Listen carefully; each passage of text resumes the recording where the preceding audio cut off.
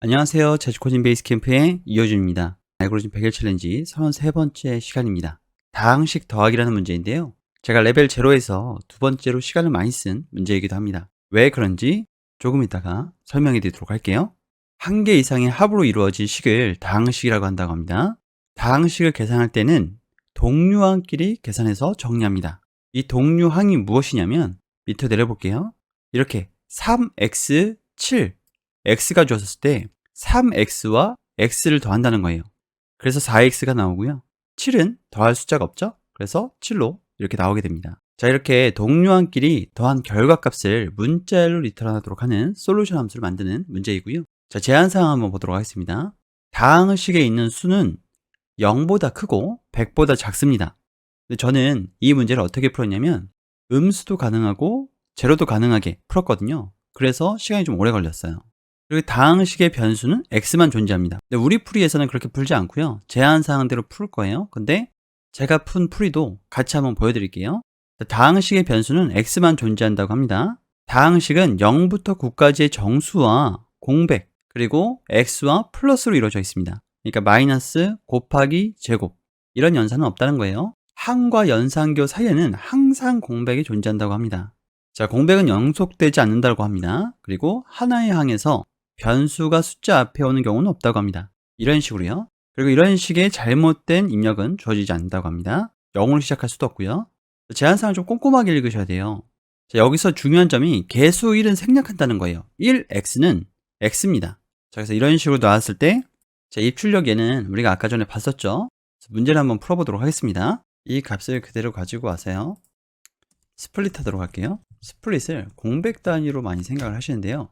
여기서 우리한테 플러스가 필요가 없어요. 왜냐하면 곱하기, 나누기, 플러스, 마이너스 이렇게 다 나오는 게 아니거든요. 어차피 다 플러스예요. 그래서 스플릿은 이렇게 플러스까지 넣어서 스플릿을 해줍니다. 그러면 플러스를 빼고 우리한테 필요한 값들만 이렇게 주죠. x가 들어있다라고 한다면 x항으로, x가 없다라고 한다면 일반항으로 각각 넣어준 다음에 그 문자열들을 합칠 겁니다. 자, 스플릿 하는 값을 어레이라고 하고요. 이렇게요. 그리고 이 어레이를 필터로 value가 들어왔을 때 이 value에 include 포함되어 있는가? x가 include죠. s가 이렇게 하면 이제 x항만 뽑아낼 수가 있고요. 뽑아낸 값에서 맵을 해갖고 value가 들어왔을 때 이 value에 replace x는 아무것도 없는 문자열로 교체를 할 거예요. 왜냐면 다 더해줘야 되니까. 그리고 없는 문자열이 있을 수도 있겠죠. 만약에 이렇게 했을 때에 아무것도 없는 값이다 라고 한다면 단락평가를 해서 1을 넣어주도록 하겠습니다. 자, 이렇게 했으면 x가 문자로 들어갔었어야 됐죠. 여기가 이렇게요. 이렇게 하면 3과 1이 뽑혀진 것을 볼 수가 있어요. 얘는 3이고 얘는 1인 거죠. 지금 이거는 리플레이스 돼서 아무것도 없는 문자로 됐으니까 false니까 뒤에 걸 봐야 되잖아요. 얘가 5라서.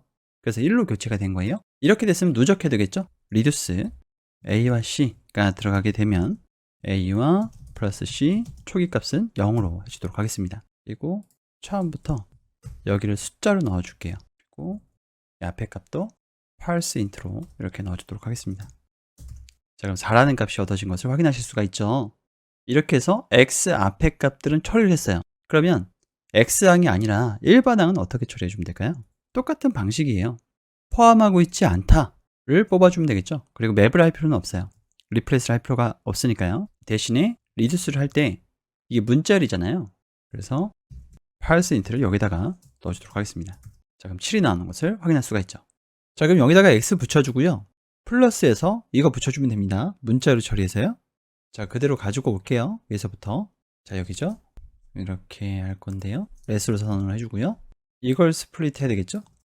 자, 그리고 마지막에 가지고 온 코드 이것과 이것을 그대로 가지고 오도록 하겠습니다. 자, 이게 red x항이 되는 거고요.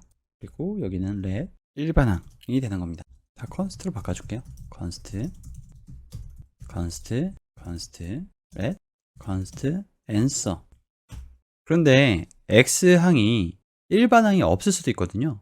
그래서 그것에 따라서 이 answer에다가 값을 추가해 줄 겁니다.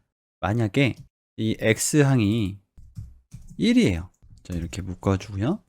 그러면 answer에 push x로 추가를 해주고요. 만약에 그렇지가 않아요 라고 한다면 answer에 푸시를 하는데 중괄호 해서 x항을 넣어줄 겁니다. 그리고 뒤에다가 x를 붙여줄 거예요.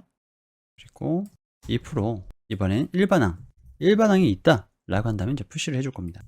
그리고 정답은 answer에 join해서 이렇게 플러스로 해주면 되겠죠. 자, 제출이 채점하기 눌러보도록 할게요. 자, 틀렸는데요. 한번 보도록 하겠습니다. 실패가 3개가 있네요. 우선 테스트는 다 통과를 했습니다. 이럴 때가 제일 난감한 거죠. 테스트 케이스를 모르니까요.